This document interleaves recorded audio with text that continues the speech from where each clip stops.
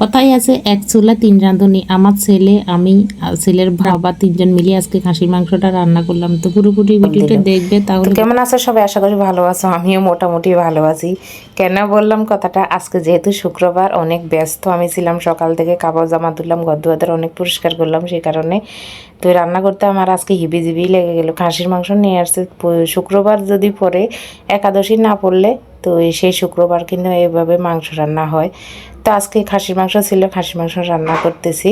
প্রথমে এখানে বাটা মশলা দেখতে পেলে মরিচ বাটা আর জিরা আদা রসুন সব কিছু একসঙ্গে বেটে নিলাম। সেই মশলা তো আমি মেখে রেখে দিলাম। তো ছেলেকে বলতেছি, বাবা তুই একটু বসিয়ে দে।